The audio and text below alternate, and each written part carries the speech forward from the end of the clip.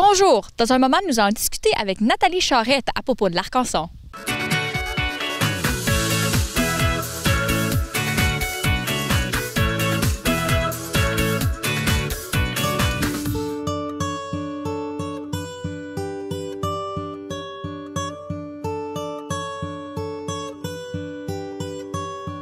Pourriez-vous nous expliquer c'est quoi l'Arcanson? Bien, le groupe Arcanson, en fait, c'est un groupe de violonistes à la base. Il a été fondé en 2003 officiellement. Parce que, ben c'est ça, c'était un petit groupe d'élèves au départ qui avaient joué ensemble. Ben, ça faisait un bout de temps là, que mes élèves jouaient en groupe. Et puis, c'est ça, après, on avait fait un concert et les parents, les gens de la communauté disaient « Ah, vous devriez fonder un groupe plus officiel parce que, tu sais, c'est beau, puis les élèves étaient en demande, puis tout ça. » Alors, l'idée m'est venue, là, d'appeler ça Arcanson. Pourquoi? Parce que, ben l'Arcanson, nous, on écrit ça d'une autre façon, là, comme le mot arc-en-ciel, mais l'Arcanson comme tel, c'est le colophane, la petite résine qu'on met sur l'archet pour que ça produise un son. Alors, si on ne met pas d'arc-en-son sur notre archet, on n'a pas de son avec le violon. Et en même temps, ben, arc-en-son écrit en 3 mots, ça représentait comme un arc-en-ciel et puis c'était comme une portée de musique où est-ce qu'on pouvait écrire les notes. Et c'est ça, alors le logo est venu de là, l'idée est venue de là. Et puis, ben, c'est ça, là, au départ, là, en 2003, le groupe a été fondé puis on faisait des concerts un peu partout dans la région. Et c'est-tu seulement le violon que vous enseignez ou c'est... pourriez-vous nous dire c'est quel autre instrument? J'enseigne principalement le violon, mais aussi j'ai quelques élèves de piano. Pour le groupe Arcanson, par contre, on a été accompagnés au fil des années par plein de musiciens différents. Donc, il y en a qui c'était les parents des enfants. On a eu des guitaristes, des joueurs de basse, des batteurs, saxophonistes. Et mon mari a toujours été là dès le début. Là. Lui, il joue de la guitare. Et puis, mes 2 enfants ont joué du violon dès l'âge de 4 ans. Alors, ils ont toujours fait partie du groupe. Et puis, mon fils, quand il avait 11 ans, il a changé à la basse. Et puis, ça, c'est devenu son instrument principal. Alors, il jouait à la basse avec Arcanson. Et puis, ma fille est chanteuse. Donc, elle joue encore du violon, mais elle chante avec nous à l'occasion aussi. Une famille de musique, là. Pourriez-vous nous expliquer c'est quoi votre mission? Bien, dans le but, nous, moi, j'ai toujours voulu que mes élèves puissent performer en public parce que des fois, jouer dans le salon tout seul, c'est pas toujours intéressant, surtout quand on est jeune. Donc, ça permet de faire des contacts, de rencontrer des amis, puis de faire des choses en commun avec des intérêts communs. Et aussi de faire profiter un peu la communauté. Donc, quand on joue pour les résidences, pour personnes âgées, je sais que ça leur apporte beaucoup. Alors, c'est important de redonner. Puis, tout ce qu'on fait, c'est bénévole. Donc, c'est important d'être là pour la communauté aussi. Puis, d'espérer que ce qu'on fait leur fait un peu de bien aussi, là. Et comment longtemps que vous jouez le violon? Eh mon Dieu! Ça va révéler mon âge. Ça fait... oh mon Dieu! Cette année, ça va faire 48 ans en septembre que je joue du violon. Donc, j'ai commencé à l'âge de 4 ans. J'en ai 52. Donc, c'est ça. Ça fait très longtemps là, que j'en joue. Et pourriez-vous avoir une petite idée de combien d'élèves vous avez enseigné? Oh mon Dieu, au fil des ans, des centaines. Là, je peux pas m'imaginer. J'ai jamais compté, mais j'ai commencé à enseigner à l'âge de 14 ans au MIFO à Orléans. Et puis, après ça, là, j'ai jamais vraiment arrêté de donner des cours. Fait que non, j'en ai vu des centaines et des centaines au fil des ans. Là, ça fait 38 ans que j'enseigne, fait qu'il y a eu beaucoup d'élèves. Et pourriez-vous nous dire où qu'on est situé en ce moment? Ici, on est chez moi, à Saint-Pascal-Bellon. Alors, au départ, je donnais les cours à l'École du Rosaire. On me prêtait un local et puis là, j'ai fait ça pendant à peu près 13 ans.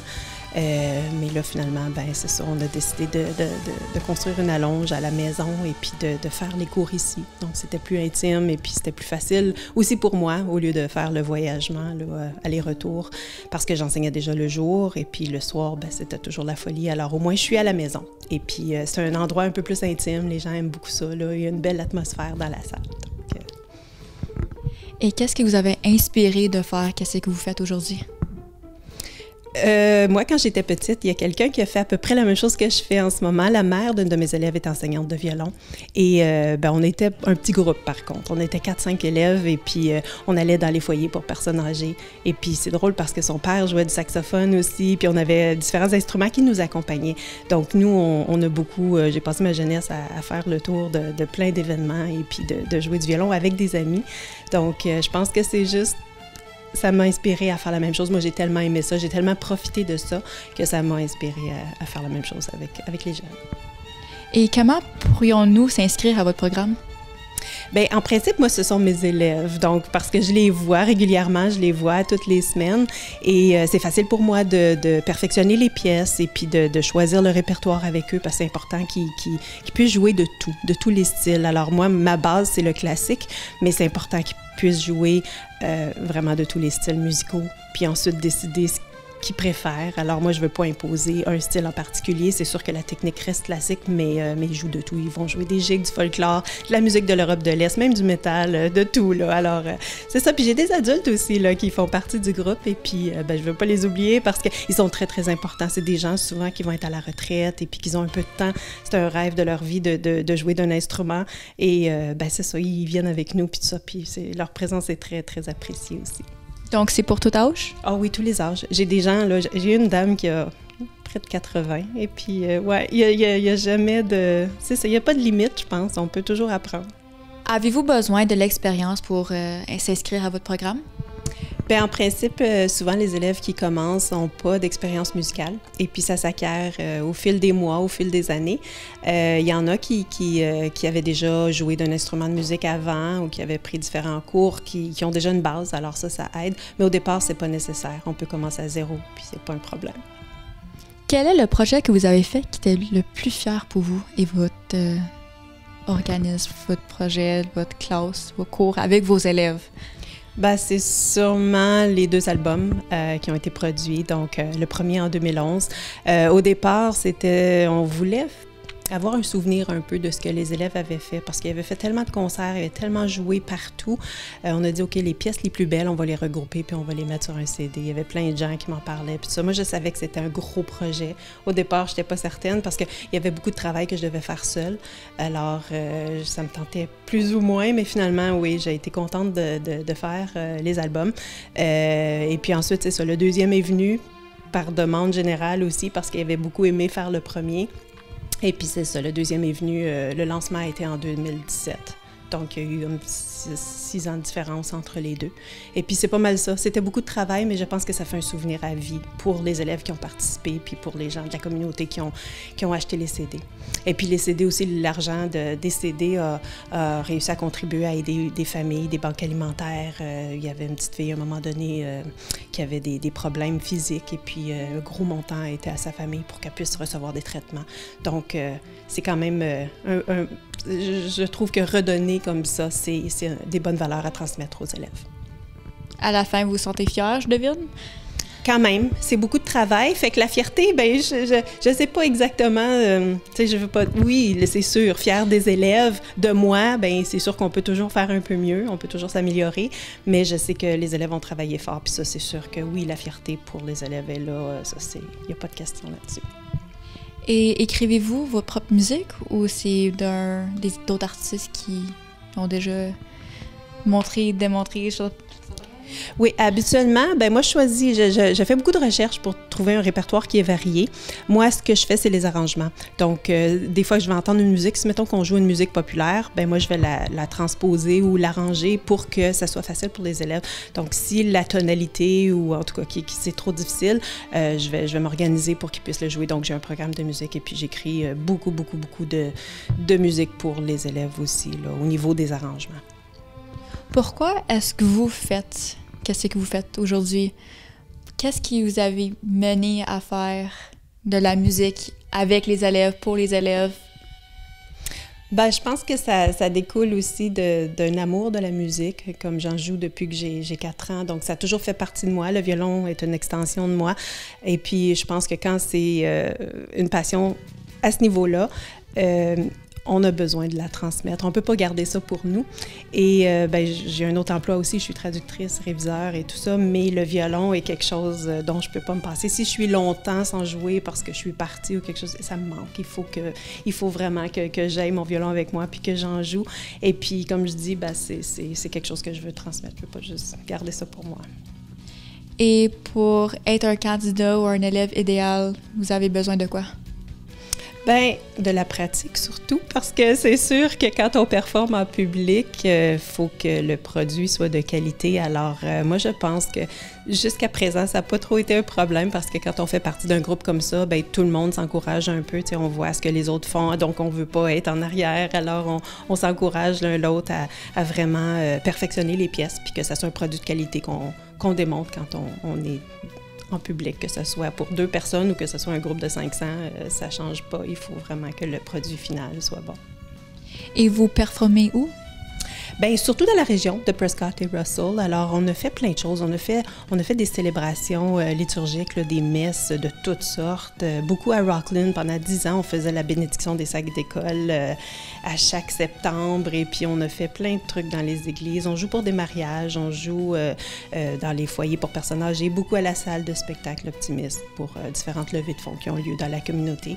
C'est ça, partout. On a joué aussi pour des galas de députés. Et puis, plein de choses, là. C'est vraiment où les gens ont besoin de la musique instrumentale, on peut être là. Et comment pouvons-nous vous trouver et vous contacter? Bien, on a une petite page Facebook. Au départ, c'était surtout pour les élèves, pour qu'ils voient les photos quand on faisait des spectacles puis tout ça. Fait qu'il y a cette petite page Facebook-là. Moi, je suis pas très Facebook, alors c'est ça, je mets pas beaucoup de choses, mais quand on fait des spectacles, c'est toujours là, et puis c'est ça, les coordonnées sont là, les gens peuvent toujours communiquer avec nous de cette façon-là. Donc, on peut juste rechercher l'Arc-en-Son? Oui, ça s'appelle juste Arc-en-Son, A majuscule, et puis le reste en minuscule, et puis vous allez voir des violonistes à la tonne. Et pour performer, là, ça prend combien de temps pour pratiquer? Combien d'heures de pratique que vous mettez pour une performance qui va se faire dérouler bientôt? Bien, ça peut dépendre justement de l'événement parce que si on joue pendant 1 heure, bien, c'est sûr qu'il y a plus de temps à mettre que si on joue pendant 15 minutes. Mais dépendant de la difficulté des pièces, c'est sûr que plus les pièces sont difficiles, plus il faut mettre de temps pour les perfectionner puis que ça soit au point. Et c'est quoi vos prochains projets? Disons que le prochain endroit où on va jouer, ça va être... j'ai pas le droit de révéler l'endroit parce que c'est un endroit secret, mais c'est pour un événement qui s'appelle le Festin Gourmet. C'est de la ferme à la fourchette. Ça a lieu à chaque année depuis 2016. On avait joué en 2016 et puis ils nous ont redemandé pour jouer cette année. Alors, on joue pendant le temps de cocktail. C'est un souper gastronomique qui a lieu dans la région de Prescott et Russell et les gens ne savent pas où ils s'en vont. Donc, ils prennent l'autobus et puis il y a une destination secrète.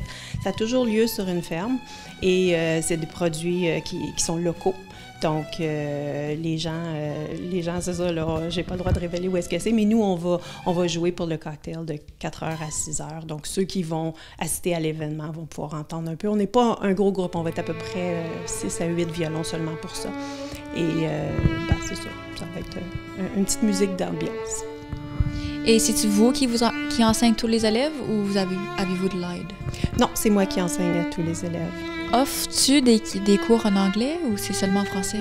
Oui, alors je suis bilingue, donc autant les anglophones que les francophones peuvent s'inscrire au cours. C'est pas un problème du tout. Donc, votre page Facebook, si on va toujours répéter ça, c'est-tu anglophone puis francophone? C'est-tu bilingue? La page est surtout francophone, mais les gens peuvent s'adresser à moi en anglais et puis s'inscrire au cours. Il n'y a aucun problème. Moi, je fonctionne autant dans les 2 langues.